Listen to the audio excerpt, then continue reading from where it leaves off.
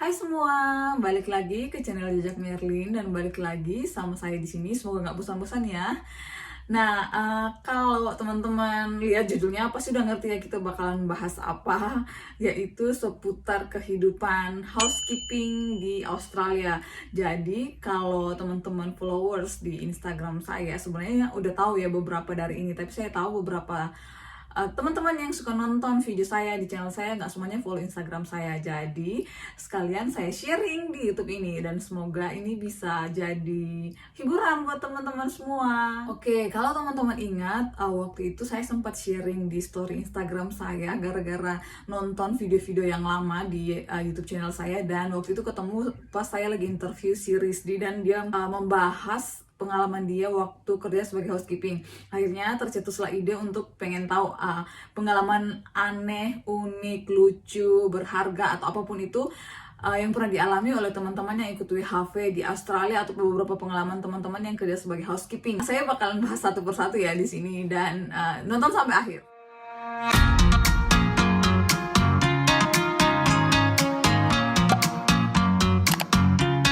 Saya share di Instagram seperti ini.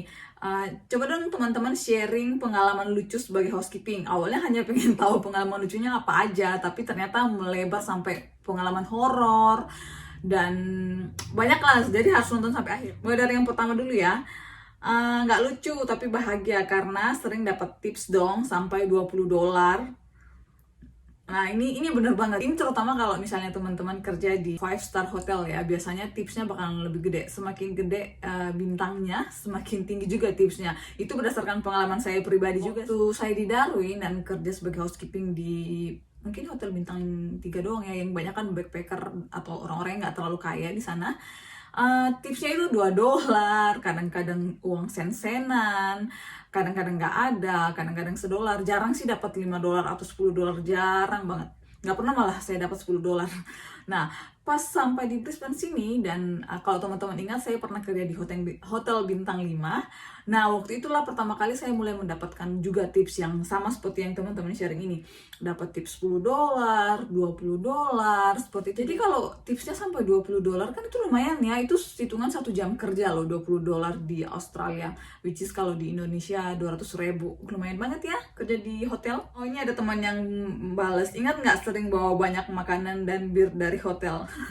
Ya, jadi selain dapat tips, hal yang menyenangkan juga kalau kerja di hotel adalah karena kita tergantung sih dari kebijakan hotel, tapi di hotel tempat saya dulu yang lama itu kita bisa mulungin, kalau istilah teman-teman tuh mulungin barang-barang yang udah ditinggalin sama guestnya. Jadi kadang-kadang tuh kita dapat bir banyak banget sampai waktu itu kita bingung karena kita nggak minum bir, terus kita pengen jual gitu kan, dan itu sempat laku sih dijual.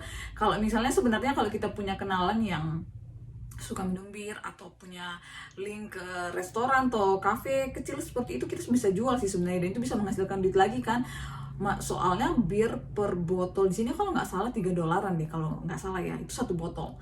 Bayangin aja kalau teman-teman sehari tuh kita bisa mulung sampai 10-20 botol, itu lumayan loh. 20 botol kali $3 berapa? Jadi ini pengalaman bahagia ya, karena bisa dapat itu. Oh iya, dan selain itu dari pengalaman saya pun kadang-kadang seperti yang saya bilang, salah satu tips berhemat itu karena kita sering dapat makanan. Jadi kalau makanan yang belum dibuka, karena orang-orang di sini kalau misalnya mereka liburan, mereka tetap biasanya masak di hotel seperti itu. Jadi mereka bakalan ke Coles, ke supermarket untuk belanja berbagai macam kebutuhan yang bakalan mereka masak untuk mereka pakai makan. Nah, kadang-kadang tuh banyak banget yang tersisa karena mereka nggak pakai, dan kalau belum dibuka kita bawa pulang karena kan masih oke untuk dimakan seperti itu kan. Kadang-kadang banyak lah pokoknya barang-barang, bahkan barang-barang elektronik juga ada. Waktu saya di Darwin tuh pernah ketemu catokan, speaker, banyak barang-barang elektronik juga, mungkin karena keberatan ya kalau dibawa kemana-mana sama guestnya. Lalu, oh ya, selain itu paling sering juga dapat colokan. Nah, pertama kali waktu di Darwin sih sering nemu, tapi waktu itu kasih ke teman-teman aja karena nggak kepikiran bahwa itu ternyata bisa dijual, guys. Facebook itu di Australia mereka suka jual barang-barang yang mereka udah nggak pakai seperti itu kan. Nah, waktu saya sudah sampai di sini di Brisbane sini dan banyak banget nemuin kabel, jadi waktu itu saya jualin dah. lumayan loh, satu kabel tuh bisa $5, karena aslinya kan kalau misalnya iPhone satu kabel $20 kan ya aslinya. Selanjutnya ngenes karena sering ketemu ranjau di toilet. Fuck. Nah, ini pengalaman mirisnya kalau kerja sebagai housekeeping. Karena bener banget nih, bakalan sering ketemu song di hotel. Karena ya memang kan kerjaan housekeeping kan untuk membersihkan ya.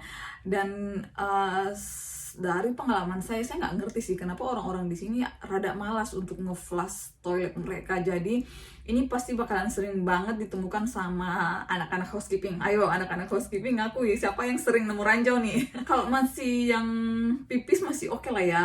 Tapi kalau sudah ke itu tuh yang aduh, itu yang males banget sih itu.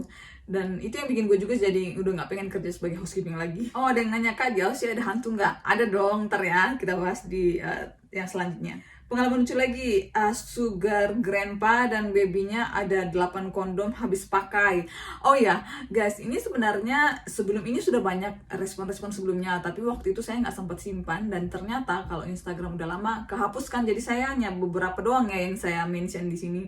Tapi banyak yang mention soal ini nih, yang pagi-pagi dengar orang ML, pagi buka ngetok-ngetok pintu, nggak ada orang dan ternyata orangnya ML. Anyway, ini 18 tahun ke atas kan ya yang nonton video saya, jarang sih yang di bawah 18 tahun, jadi ya boleh lah ya buka-bukaannya. Nah kayak gini nih, kayak 8 kondom habis pakai. Artinya apa ya? Artinya 8 kali gitu. Ini song banget sih ya. Pengalaman lucunya, pernah dikasih selimut sama tamunya, tapi sampai rumah tak pakai ngelap. Wah, sadis nih. Dikasih souvenir malah dipakai buat ngelap. Tapi rada serem juga ya kalau mau pakai-pakai ya, karena kita nggak pernah tahu kondisi kulit mereka seperti apa, atau selimut ini sudah dipakai buat ngapain aja, seperti itu.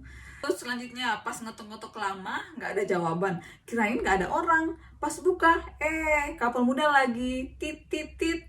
Nah lo, titit-tititnya ini apa, ayo? Ini bisa yang teman-teman yang nonton udah bisa nebak lah ya, kan 18 tahun ke atas semua.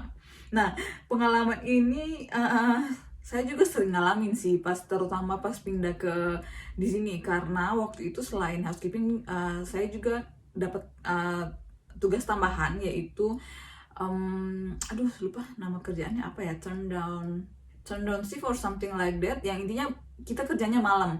Jadi pas malam itu tugas kita adalah masuk ke kamar-kamar yang ada tamunya untuk memastikan tempat tidurnya dan semuanya di lingkungan di kamarnya itu sudah siap untuk mereka tidurin. Jadi tidurin tempat mereka untuk beristirahat seperti itu. Jadi kita nutupin hordennya, lampunya di setting ke lampu untuk tidur, terus ngasihin coklat dan memastikan ada air seperti itu.